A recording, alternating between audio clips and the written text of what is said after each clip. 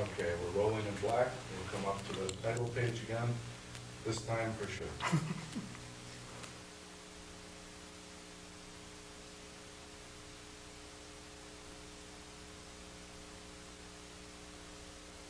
Howard Weinshel. That's a name in this community that's synonymous with Yiddish, Yiddish theater, Jewish life, everything that's been progressive and positive for the Jews in Milwaukee. You've been here a long, long time, and you've brought a lot with you. We're very fortunate in Milwaukee that you chose this city to make your home. Now, where did you come from? I was born in a small town called Ustyluk in the Ukraine. It was Russia before World War I, and then it became Poland after World War I. It's still Poland now. I left the town in 1922. And you were how old? I was just 18. 18. And you know, we think of an 18-year-old going off to college as still a child, but... No, you grow up during war years. You become very serious and you become mature. Then I left, as I said, for 1922 I came to Milwaukee. Okay. But you were a Jew in Poland, and that's another dimension that I think we should hear a little about. Yes, most of the youth at my age left. They didn't want to remain in Poland because there was no future for them there. For a Jew? For a Jew. Some went to Palestine, which was Israel now. Some went to the United States, some to Canada, some to Brazil, some to Mexico. Most of the youth left because they could not see a future for them at all. Yeah. And were you, as part of the youth, were you very much Zionist organized or oriented at that time? Oh yes, the youth was very much involved in the Zionist movement. I was a member of the Tzirei Tzion, which is called the Young Zionist. Mm-hmm. And but they had a limit as to the age you could join them. And I had to say that I'm older.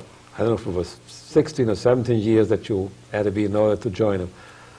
Not only I, but most of us faked our years. We said we were older in order to get into the group. And we used to go around and collect for the Jewish National Fund, raise money. To be able to buy land so that eventually the Jews would have a homeland. We established a library for the money that we saved, and we considered ourselves adults, I mean at 16, 17. And then when I left, I said I was just about 18 when I left. When you left, what was Poland, that, Poland? yes. That's right. What languages were you speaking? Well, we actually, during the war, we went to a school where they taught German, Polish, and Yiddish. I'm talking about in Europe. In there Europe, yes. Yeah. It was Yiddish was the main language, really.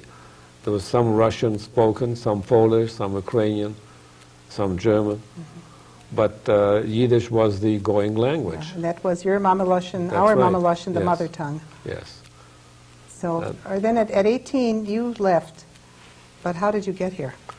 Well, I had, you might ask, why did I come here instead of going to other places? Yeah, right. I had 2 brothers and a sister who were here. The oldest brother came here in 1906. Second brother came in 1912. And the sister came here in 1921 after the war. Now, were they instrumental in bringing Yes, naturally. each member of the family? Yes, since I had relatives in here, it was only natural for me to come here, although my desire was to go to Palestine then, like some of my friends did. And I came here, and it was an adjustment. It wasn't easy.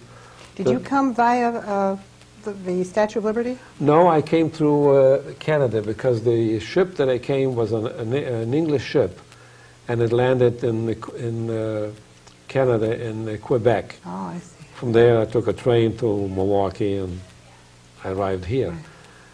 Right. It wasn't easy it was an adjustment. Oh, to- yeah.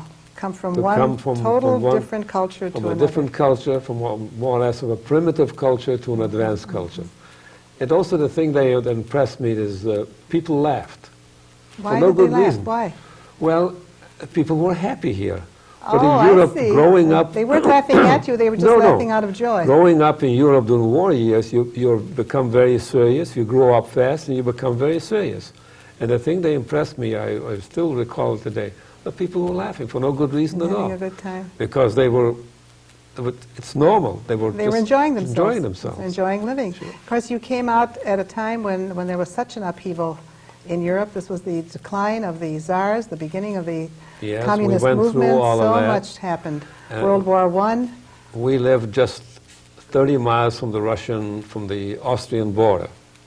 So the first firing shots were actually in our town. Yeah. The first fighting. And then shortly after that, the Germans and Austrians occupied the town, and they stayed there until the end of the war, until the revolution in Germany, then the revolution in Russia. And then Poland was formed in 1918 as an independent country. And in 1920, we had the Russians again, we had the Bolsheviks. Over. They stayed there for 6 weeks. That's a chapter in itself that one could spend time Yeah, talking I can about imagine. it. So you lived in a shtetl, really, didn't you? We lived in a small town of Small about town, which would be- 5,000 that's what- And that would be the Jews. shtetl, I suppose, if we were to say anything to the American public, if you saw Fiddler on the Roof, it was a shtetl, although much smaller for Tevye, Well, but it was a shtetl where, yeah, were there only Fiddler- Jews in your little... Only about 5,000 Jews and a few Gentiles, not Yeah, many so Gentiles. you were, the Jews were The Gentiles ghettoized, lived in villages and farms. but the Jews were ghettoized. Yes, well, I don't know if you'd call it a ghetto. We didn't feel it was a ghetto, it was a small town.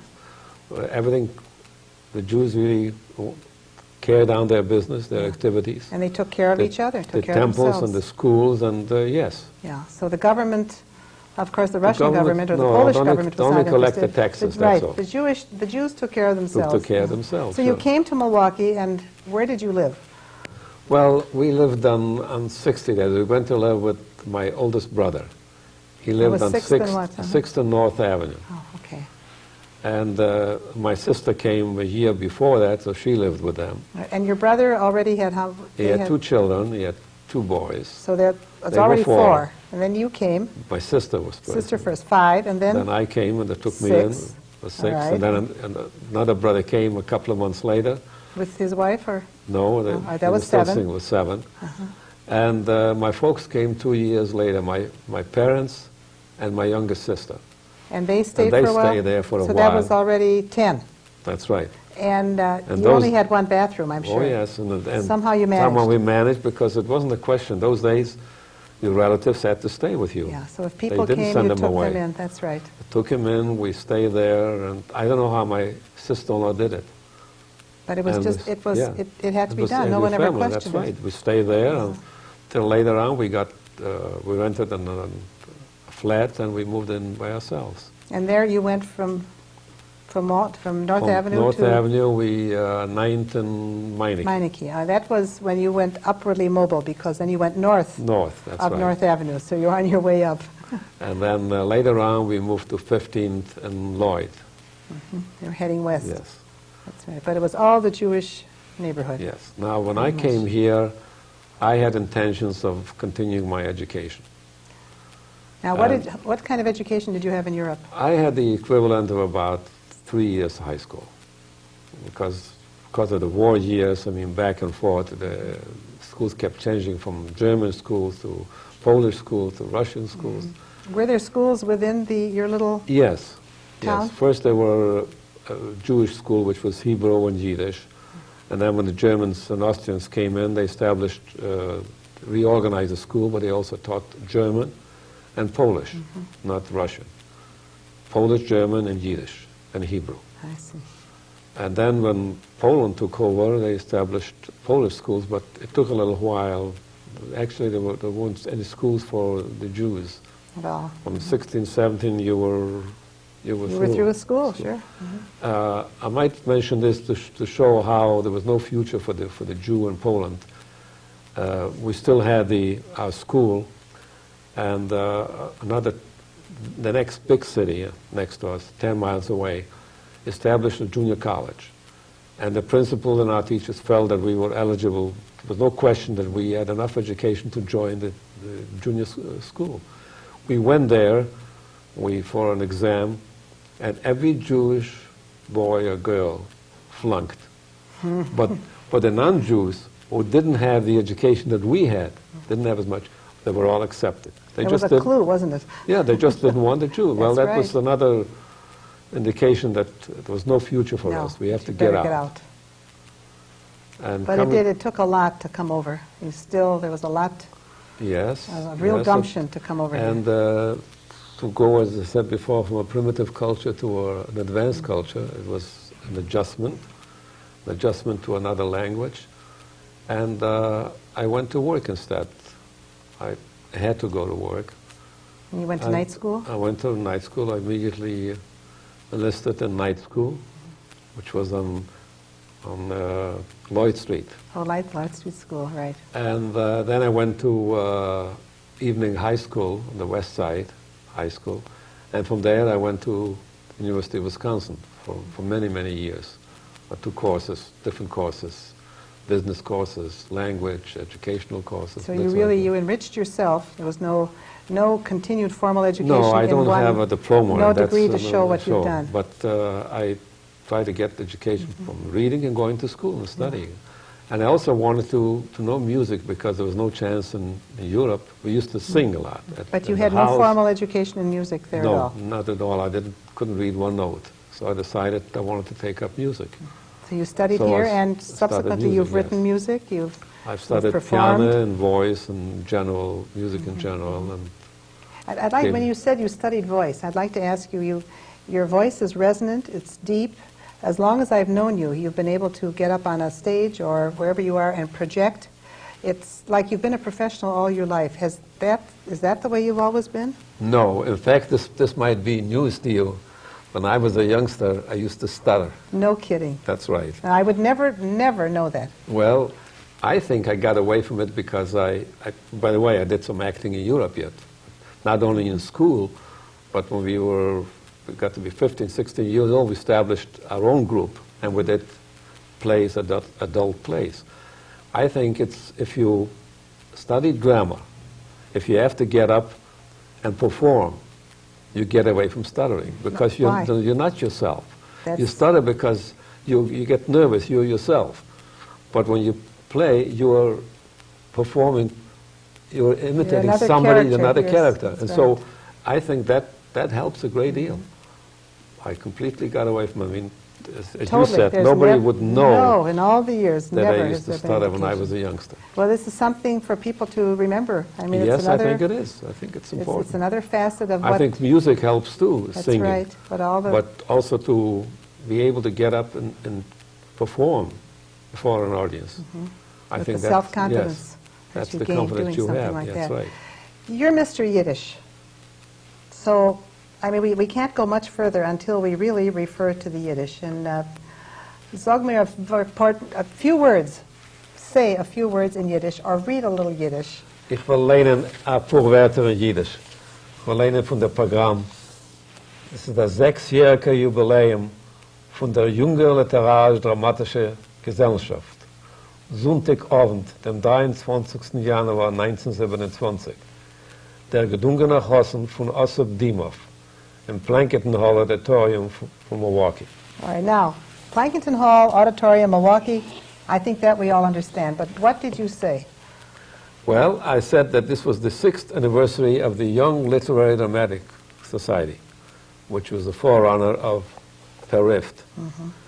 And this was our first major production. Before that, we did some work, although I joined the group in 1925.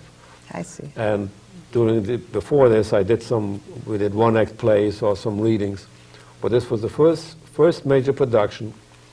We engaged Benzine Gordon of the Chicago Dramatic Group to direct us. Right. And we went out of the Abraham Lincoln House. We were affiliated with the Abraham Right. Lincoln And House. what was the Abraham Lincoln That House? was the forerunner of the Jewish Community Center. Yeah. And they didn't have a hall big enough. We felt that this was a major production, so we rented the auditorium, the Plankinton Hall Auditorium, which held 1,200 people, and it was filled. Fill the house. It was a full house. And this was our first major production. After that, we produced several other plays. Among them was the Wiener Felder by Peretz Hirschbein, All right, and Peretz Hirschbein is a name that we should know and know something about. Yeah, Peretz Hirschbein was a dramatist, and he was the first, really, who produced realistic plays. It was all on Jewish life, but they were realistic. They were not the Shun Theater, as we call the Second Avenue Theater. Yeah. But he produced fine plays, and he was responsible for organizing an artistic troupe in Europe as well as here with Jacob and Ami. Yeah, so he really was doing classical theater Yes. in contrast to what Second Avenue was doing in musical theater. And his plays were really realistic. He was, well, he can be called the first one. Jacob Gordon, too, did realistic plays, but not like Peretz Hirschbein. He took the village, the Jew who lived in the village, the ordinary Jew, the blacksmith, and he brought him to life. And one thing throughout most of his plays, the desire for the Jew for education. That you find in all his plays. That's a thread all the way Yes, through. That's right. You were reading the Yiddish. Now, first of all, of course, it's from right to left. Yes. And the characters, many people ask, you know, I mean, they sort of confuse. Is Yiddish Hebrew? Is Hebrew Yiddish? The characters Well, are the same, aren't they? Yiddish uses the Hebrew letters. But what And- is Yiddish? What compiles and makes that language? Well, that's a good question. Well, I'll try to answer this in a few words as I can. Whatever you say is what I'm going to take as Emma's. the Well, truth. I try to be to tell the history. Yiddish is about 1,000 years old. It was developed in Germany on the Rhine. It comes from old Romans, that German comes from. But they both developed in two different directions. Yiddish has many similar words of the German, but it's not German. It developed differently. It has a lot of Hebrew words. Later on, as the Jew moved into the Slavic countries, it adopted words from the Slavic language, and they became part of the Yiddish language. I might mention the size. So many people think Yiddish is a corrupt German, which is far That's from really the what truth. people think. They say, Yeah. oh, well, that's It is not, sort of a because- second-level German. No, it had its origin in Germany, but it developed on different lines. Several years ago, probably 15, 20 years ago, a group was organized to publish what they call a large Jewish dictionary. By the way, they've only published so far 3 books. The first letter, Aleph, is a whole book. So when they started, they figured they'll have 90,000 words. As they went down, the latest figure was 250,000 Yiddish words, 250,000. And 250,000 words is larger than some European languages. Major languages. So we can't say that Yiddish is not a language. Write this Yiddish off, is, right. it's a very rich language. In other words, it's not Leo Roston's Joys of Yiddish. There's a lot more. There's a lot isn't more there? to it. And there's such a beauty in it. And some words are difficult to translate. I'm going to mention this word. Someone asked me to translate one of Shalom Aleicham's stories, which is called Milchiks. And the poor people, they say that all year they eat very little. So how would you translate kadochas in a klein teppel? A little bit in a tiny pot? No, No, kadochas more than is that. a sickness. Right, in a exactly. little- that's what they eat. Well, you Sickness can't in a little translate it. pot, No. It is, that is the joy. It's joy to be able to read Yiddish and to know how rich it is. So Yiddish really is a language that has a body of literature, it has a body Oh. of theater, it has a body of poetry, There's a tremendous music. literature. It all grew up in a matter of 200 years. By the way, recently the oldest Yiddish newspaper is 300 years old, which was published in Amsterdam. They were celebrating, or they will be celebrating, the 300th 300th anniversary. year. But in Yiddish, you have a tremendous. You have Shalom Ash, of course, Shalom Aleichem, and what's his name, Peretz. Now, you had mentioned Peretz Hirschbein, and I don't think you got as far as saying that the theater group that you, of course, were tied up with and still continue at the Jewish Center is the Perhift Players, which we are named after him. Well, Yes. that's right. That happened when he died, I believe it was in the early 50s. We decided to honor him, honor his memory by adopting his name, and we call ourselves the Perhift Hirschman Folk Theater, in short, Perhift, for its that's right. players. And it is the oldest continuing It is the oldest regional community Yiddish theater group in the yes. country. That's right. That's right. Unfortunately, in the last 10, 12 years, we haven't been able to produce any plays. But we still do evenings of readings and Jewish songs, and we have one of our members is a dancer. She dances the Yiddish poetry, which is unusual. And we try to carry on. We produced evenings of Yiddish in Milwaukee, the surrounding areas, in Omaha.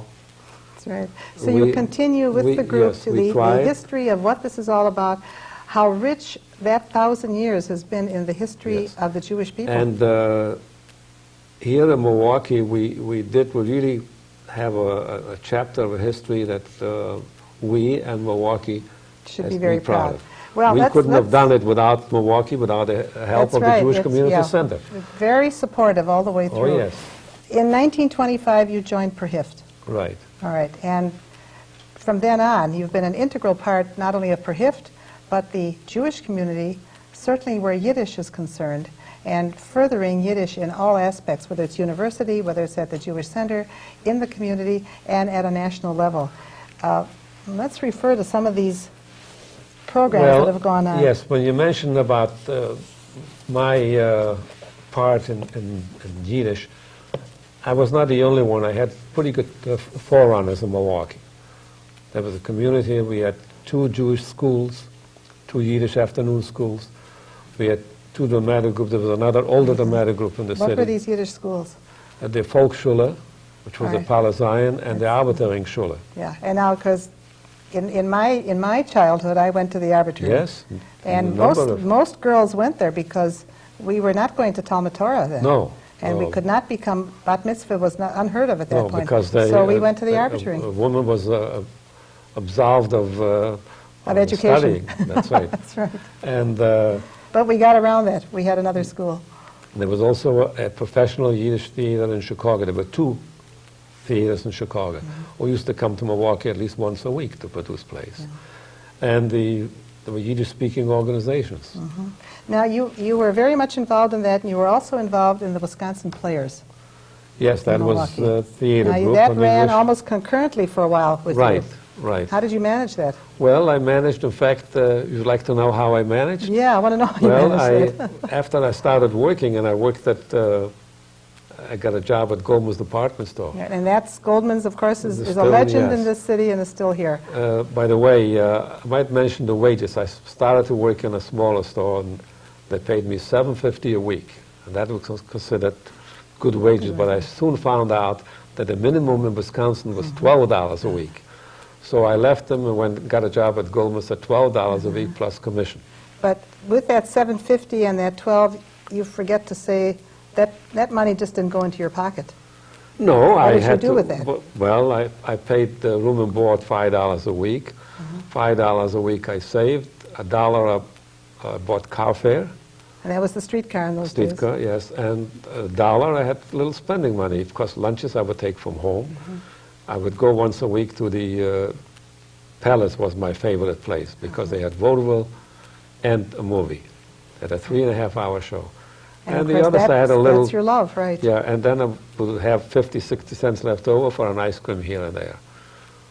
And things were, they were cheap. They were cheap, Comparison, of course, But also your wages cheap. were Yes. very little. Lunch was from 25 to 75 cents. A sandwich was 10 cents.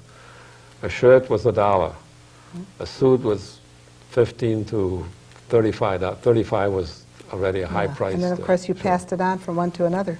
Yeah. So things were cheap, but the wages were also cheap. That's right. And you asked me how I managed the time.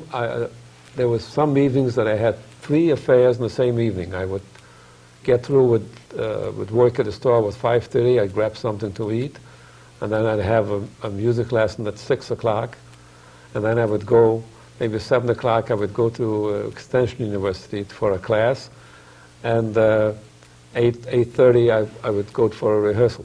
With the And Perhift. sometimes I would have a rehearsal at Perhift and a rehearsal with the Wisconsin Players. See that. And the Wisconsin Players, of course, was the English-speaking English, yes. They were regional theater here. They were the original non-professional theater, the community theater, not only Milwaukee, they were the oldest non-professional theater group in the city, in the country. In the country, right. In Milwaukee, they were the only one. And they spawned Well, we had the Milwaukee Players, the Shorewood Players, the Bay Players, and all Sunset these- Players, and all of course these- the Rep.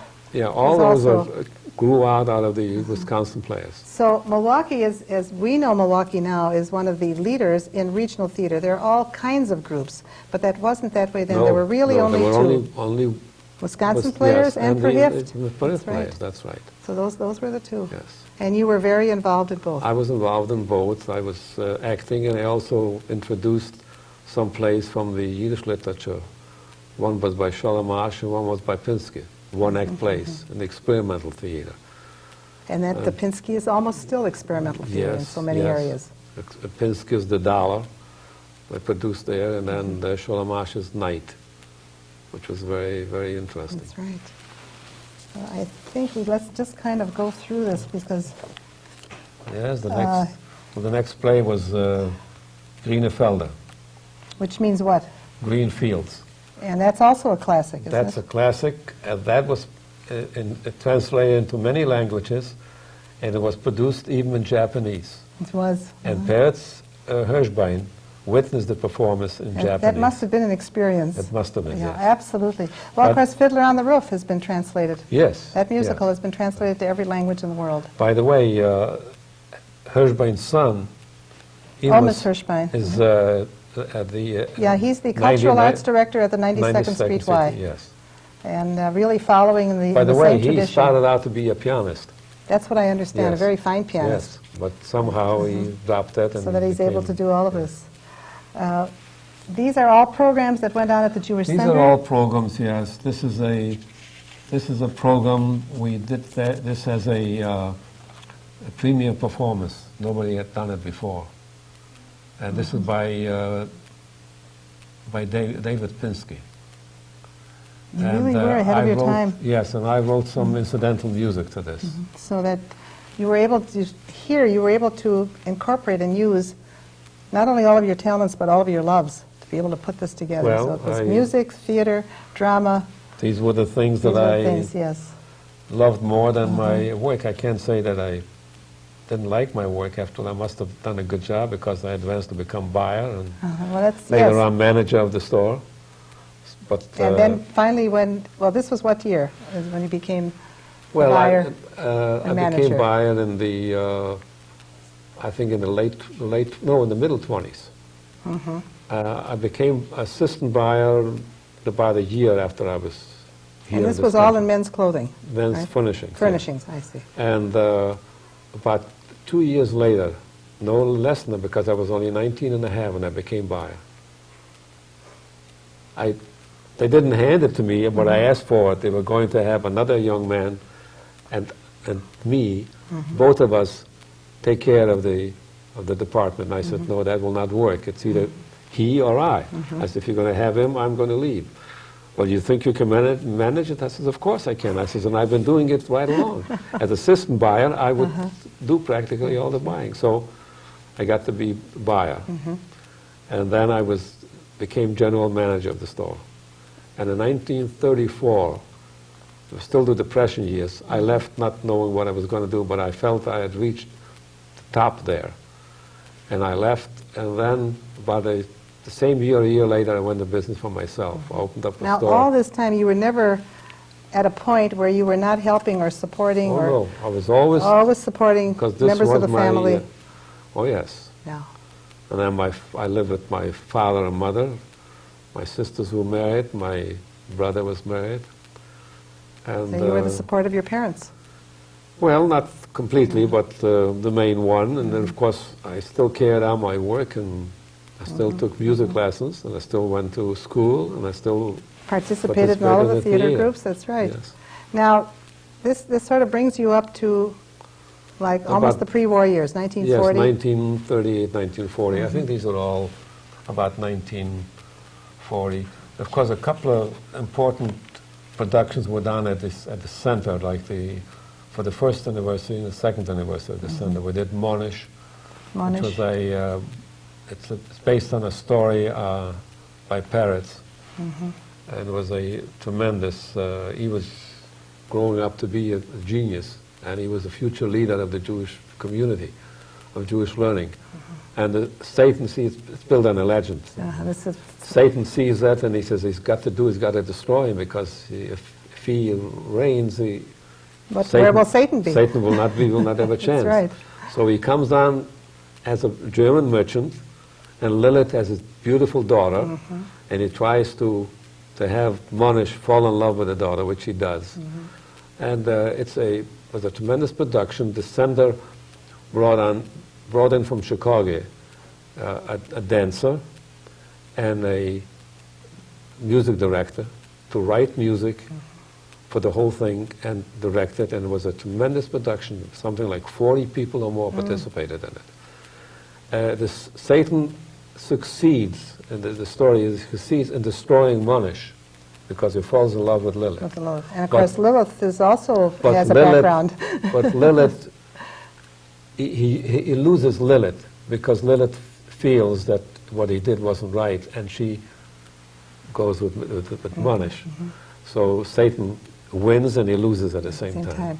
Is Monish still produced? No, it was produced in Chicago once, and I don't think it's been produced. It's been read as a reading, as a story. Because it really is a classic tale. The Eternal Light programs produced, I think they produced Monish too, but as a short story. Yeah.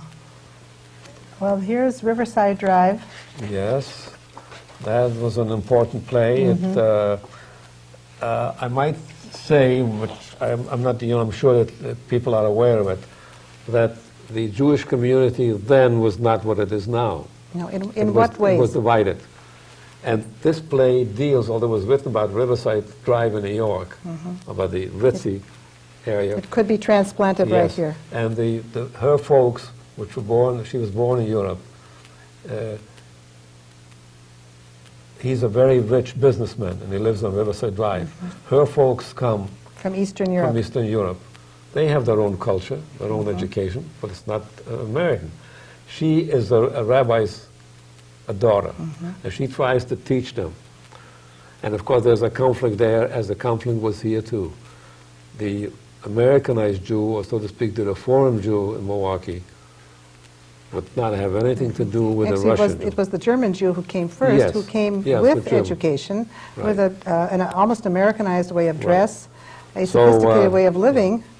But fortunately today we have one community here, and it's throughout the country. It did. But in those days there was a conflict, and this play deals with that conflict. But even then, as much of a conflict here in Milwaukee between the German and the Russian Jew, the German Jew, as every Jew knows, did help to take care of all Jews who came and mainstream them into the American lifestyle. But then it was to Americanize the East European Jew. Which is what everybody did when they got to... Yiddish was taboo. All right. What happened, that's right, what happened to Yiddish in this entire transition of the Jew coming here? There was enough Yiddish, as I mentioned earlier. There were schools, and there were Yiddish, there was Yiddish theater, and organizations that spoke Yiddish, Yiddish lectures, Yiddish concerts. But of course the German Jew or the Reform Jew looked down upon this.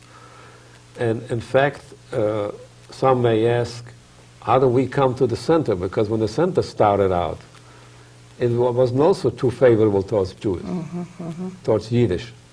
But always... Just along that point, and I think you've mentioned this as we've talked, that all immigrants coming to this country wanted to shunt and do away with what they were in Europe, and part of the Americanization was to learn English and as soon as possible and forget about Yiddish, which was unfortunate because Yiddish would still be alive today. And there's so many languages, you know, that's everyone who came. I think it's different. We have a different attitude towards ethnic people and ethnic cultures, and the Jews are one of them. I mean, we look different upon Yiddish Milwaukee today. certainly is an ethnic city. I mean, where It's highly touted, and a lot is done because of that. Now, who's this? Well, this is a play by Pinsky. And there you are, And I'm, yes. the treasure. He's a cemetery take. 1947. Did you take classes, courses in makeup? I mean, that's a beautiful job. Yes, I did. Well, some of the early ones I don't look so good. But later on I started as makeup. you progressed, yes. right. And as we're going through this, it's interesting to see how much Yiddish, as you see in the newspapers. Well, the forward and some of the other Yiddish publications would review and give us quite a bit of publicity, and so did the Chronicle. Chronicle always supported us, Now, the as forwards, they do today. what happened to that? Well, Forward used to be a Yiddish daily. It was the largest Yiddish daily. Printed where? In New York, and there was the Tag, the day, and there was a Morgen Journal. A morning journal. Morning journal. And they all disappeared. The Forward still exists, but as a weekly. Just a few years ago, it became a weekly, which is, by the way, a good weekly. It has an excellent section of English. You find the articles there that you don't find in any other publication. And it is distributed throughout the country for people who national want it. distribution. Now, in Milwaukee at that time, there was a special edition which was published in Chicago for Milwaukee. And it had a couple of pages of Milwaukee news and Milwaukee advertising. It's and very so on. interesting that Milwaukee had its Yes. Blacksmith's Daughter. That's That's, also Paris Hirschbein. That's by Paris Hirschbein, Schmidt's Techter. Yeah, I think we did it a couple of times. Here is another picture. That's Isidore Tepper and myself. And here. Now, Isidore Tepper was Oliver Scholem, but Isidore Tepper was very important. Oh yes, in the Isidore history Tepper of- was one of the originators. The group organized in 1921. And of the original organizers, in recent years, Tepper was the only one. Here he is. Yeah. So that again, he was really part of history. Yeah, and this is Doc Burston, and this Ida his wife, Ida Burston, Burston. and Bess Lerner, who Bess Lerner, who came in continues to later. do a lot of Yes. our Yiddish readings and our This is Harry comedy. Perlstein. And there you are, Howard Yeah, Weinshel. There's Jack. Jack Yeah, I Levine. still had hair on my head. Now, this is an interesting picture. Right here. Yeah, this is, 1949. This was And that's, a let's gem. see. Now, No, this was that's also the Blacksmith's Daughter. the is it? Blacksmith's Daughters, Yeah. yeah. And now, there was a poster in here that you, That, I think it's a little in one of the further other on, books. yeah. All right. This is Banquet by Leivik. This was also a very important production.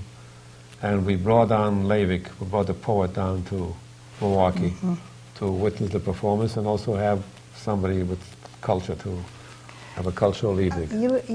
What we sort of skipped over, and I meant to ask you, when you said Second Avenue and the musical comedy, the musical theater, and the classical theater that was going on here, I think we have to really say that the Jews can take a real step forward in being the forerunner and pulling together what became the American musical, and Yes, it's generic because- only to this country. Yes. Most of the Yiddish theaters were really musicals.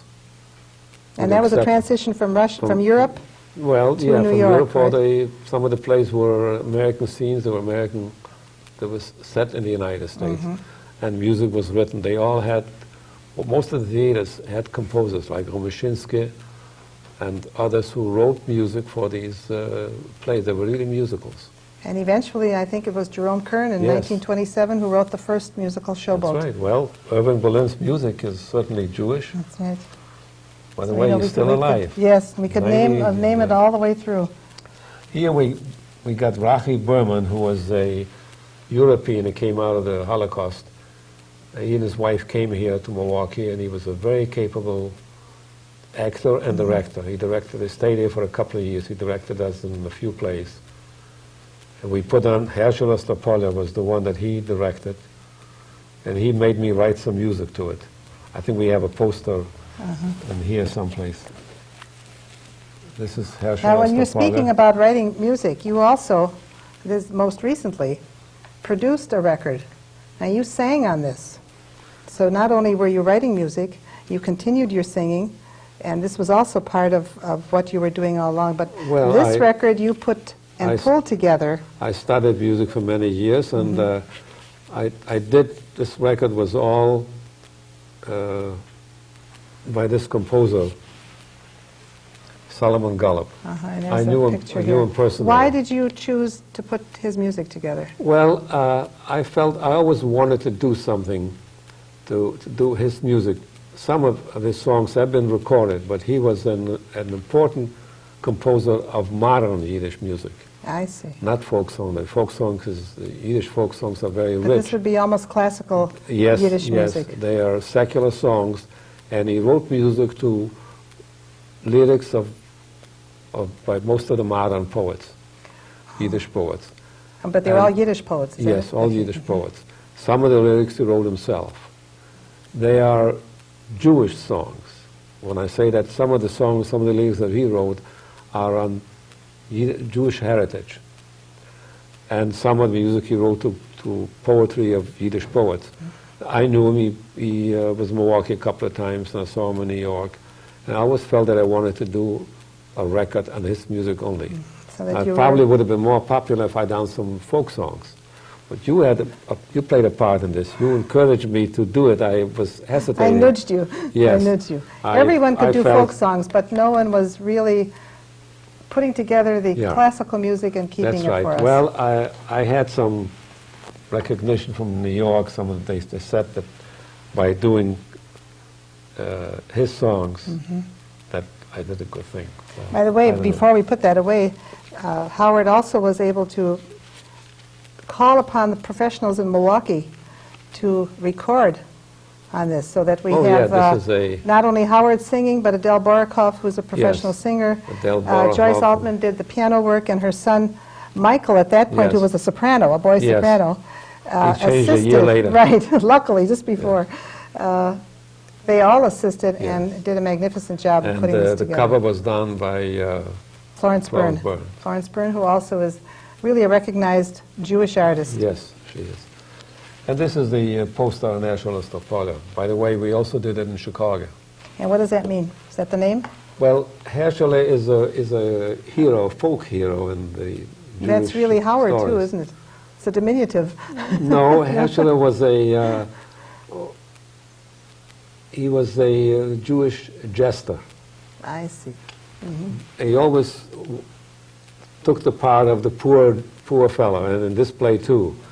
There's a play written about him which deals with a rich man who was a miser. You know, whenever he could cheat somebody out, he did. But Herschel prevented. Every time he could prevent him, he did. And I see this was done at what was then one of the older temple, Bethel, in Halevi Yes, Hall. yeah, because the center was being built. The That was the new center, New right. center, and the old center wasn't in So that, use. as you said, that the community, total community was involved. Oh, yes. And- Yeah, we try to involve the total community. Well, this is still, Going through. this is about Herschel Stoppager. And here Over again, there, we have Riverside Riverside Drive, Drive. right. That was the 35th anniversary here, which the journal ran a big story. Oh, here we are. Yeah. Yeah, And Perhift this players in their 35th year fight to keep Yiddish drama alive. And now what, 60 years? Are we?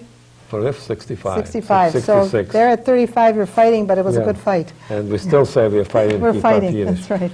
This was already, we had Judah Bleich in here.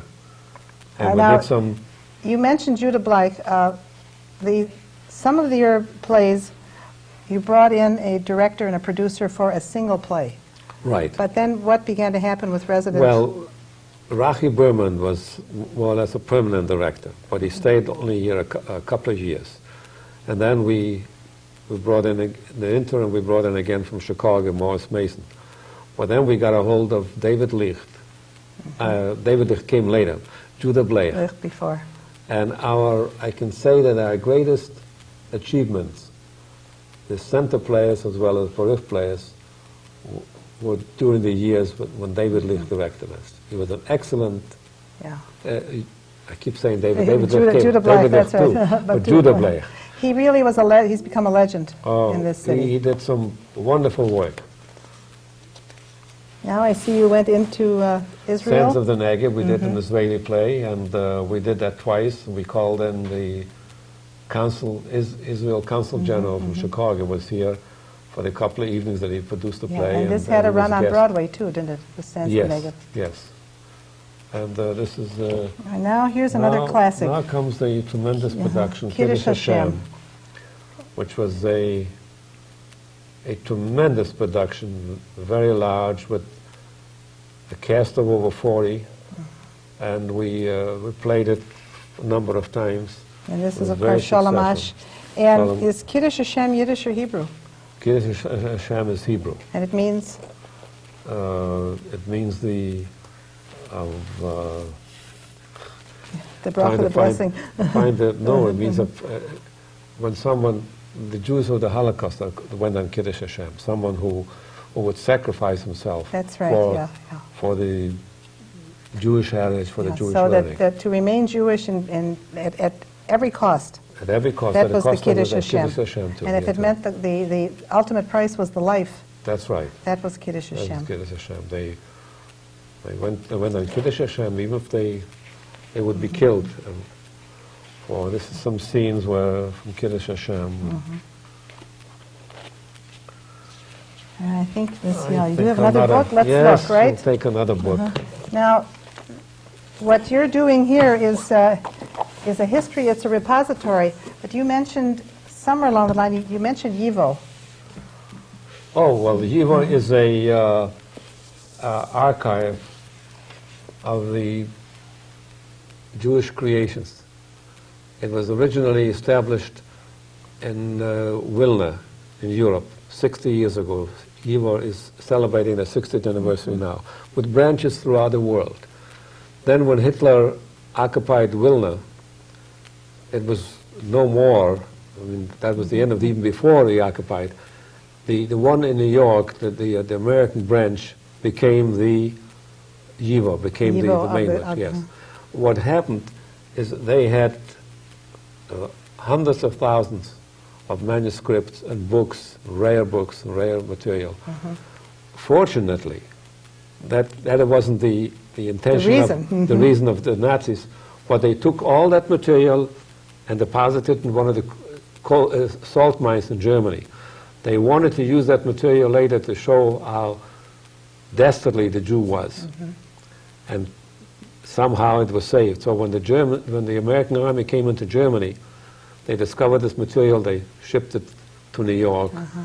And I don't think that all the material has even been cataloged. There's still cartons and cartons. Tremendous. It So the takes entire money. history is there. Yes. Now, there's material, the creations of Jews throughout their history.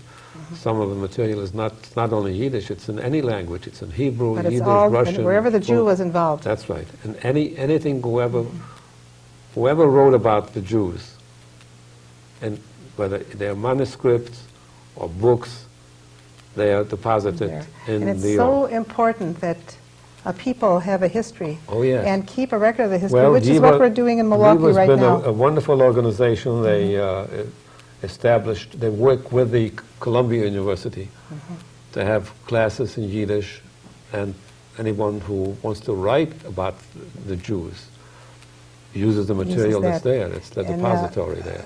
It's true, and this is will be part of what will be the repository here in Milwaukee. That's right, and under the aegis of the Milwaukee Jewish Federation. I am very happy that the Jewish Federation started that, and it's a very important part of our history. I'd like to give a little kudos to Sid Bernstein. It was, I think, the year that he was co-chair of Jewish Jubilee, when the Heritage Room of Jubilee was born, and this was And he his idea, so that we began to decided. collect, but we could never keep it at the center. And everything went back to people, and now the Milwaukee Jewish Federation Yes, I is think it's doing a very very, professional very job on important. this. Here we're going through, there's Perhift players. Now there's a theater and concert. Judah Blythe was the drama director, and Yeah. Dr. Julius Ehrlich. Now that's a name. Yes, so see, we had at the center, we had a Council of Performing Arts. Again, I was, You were the Chairman. organizer, certainly, and the which chairman. the purpose of it was to promote the performing arts, which were the center players, Perhift players, the orchestra, and we had a chorus.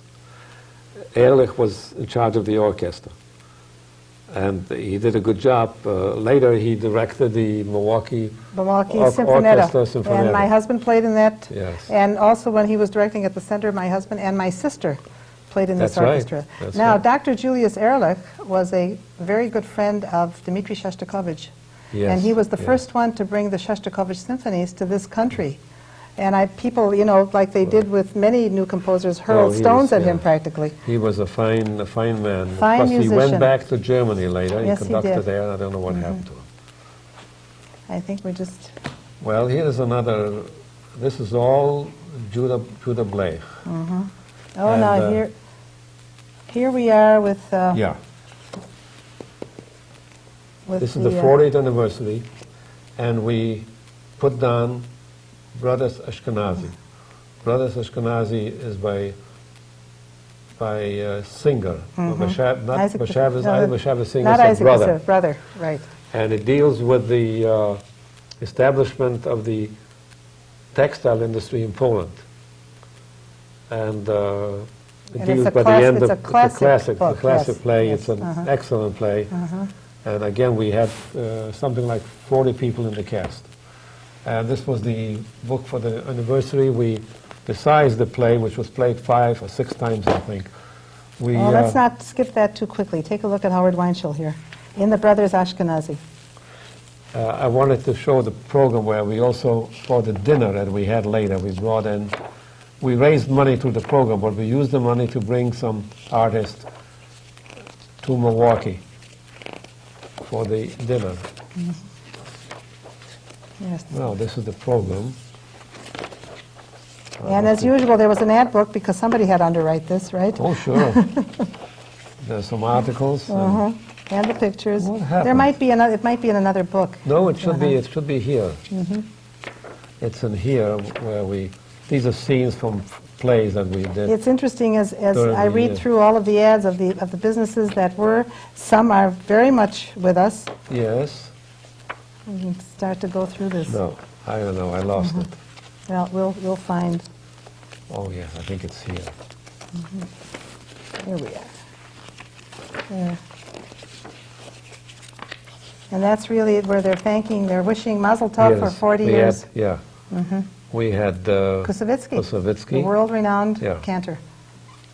And here is a picture of the group then. Well, they're the Yeah. Perhift players in 1961. Sure. Do we have another book? Yes. I think let's get to that other book. But first, just take a look Well- at the 50th anniversary Yes. book here. David Licht was David Licht.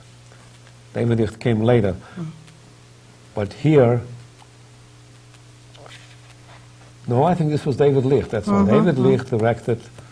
Was it This one. 50th, the And we have to 50th remember anniversary. that, there was that headline that said Yiddish theater is mooching along at what, 25 years, then 35 Yes. years, now we're 60 years. Now let's And, just, For this, we brought in Bulov and Malapikan. No, Oh. not Malapikan was another Martha Schlamm. Martha Schlamm. Martha Schlamm came in, that's right. So there were, it's quite a history, it Yeah, really and here is. we did an Israeli play, The Family Kahana. Oops. And we have to take care of these because they're Yes. going to go into This is our gonna- Evo right here in Milwaukee, right? Well, I don't know yet. It will probably go to Yiva, but we'll have copies of it there. Oh, now there's That's a couple of Howard pictures. Weinshel and Kiddush Hashem, and again, Howard. And you mentioned one of the other people who was in this Kiddush Hashem with you. Oh, we had Israel Tepper, Harry Perlstein. Excuse me. There And were here- quite a number of People that, and Harry has been active all the way through. Oh yeah, too? Harry Sure. Perlstein has been active all through the years. Now, This is when the UWM established Yiddish classes. Right. I think you have an announcement here. Here, UWM to give Yiddish course, Yeah. and Weinshel Grant will establish the Yiddish course I at UWM. funded the establishment of a course in Yiddish, but it only lasted 2 semesters. There weren't enough students. something happened, though. People Well, of did... course, something always Right, happens. something always happens. It's These are never just lost. acknowledgments from the University of UWM. establishing. Now, is the- there a resurgence of Yiddish and Yiddish theater in this country now? Well, in New York, you still have the Volksbühne, you have a couple of other theaters, but unfortunately, it's Well, not. nothing is ever not the way slow. it ever was, but it will take on another meaning, and it does Well, become part of a very rich There's a history. Yiddish theater in Montreal, which is quite active, and the Volksbühne is quite active. They've been on the scene for 70 years. Along with the theater, of course, is poetry, and I think we cannot finish this without mentioning Alter Esslin. Yeah, well, Alter Esslin lived in Milwaukee most of his life. He was a recognized Yiddish poet, and the Perhift players helped him publish 3 volumes of Yiddish poetry. He has a son who lives in Chicago, Chicago. and He's then- also involved in And Joe literary is a work. contemporary of mine, so he was very involved in this. Yes. Are Alter Esslin's, are his poems national, or are they read in other cities? Are they Oh, aware yes, of this? and about 50 poems are published in English that the son, Yosef, translated. Yosef has a plan. He would like to translate more of his father's poetry. And now, of course, we come to the Diary of Anne Frank. Yeah, we did that, we repeated it again, but originally it was done 15 years before. We were the first non-professional group after it was available for They non-professional. did it in the group. country. Yes, and it was, again, an outstanding production. And your role? I was the father, but we had such a good cast. We had a wonderful Anna and a wonderful group of people who I- participated in I it. think we add a dimension, too, when we do, say, a Diary of Anne Frank or a Fiddler on the Roof about Jews, by Jews, in a Jewish setting, that it does take on another I meaning. feel that it's time again to do the Diary of Anne Frank. There's a new generation who haven't seen it. think and you're right. It's not a, some think it may be a very, No, it's a very uplifting. oh, it It's is, a- because it's it a- shows yes. she tried to live a normal life, and it's a tremendous play. I think the interest in the Holocaust and the interest what happened to Yeah. about 6 million Jews is great now, and I think it should be produced again. Well, Howard, I think, may I ask how old you are? Yes, you How may old? ask. How old? I'm 81. 81, all right. Is 120 in very good health, and I think you're a perfect example of age has nothing to do with a person's abilities, vitality, intellect, and a commitment, and that's the most important, a commitment to the community in which he Well, lives. I have been fortunate that I physically I feel as well as an 80-year-old man, 81-year-old man, and I have my faculties. And I'm happy to do these things for the community. I have gained through the years. Well, that's it. Not It's only a the two-way community, street, I've isn't it? gained. And I'm hoping that what we have now, that Jewish heritage, will remain in Milwaukee, and people will continue to be active.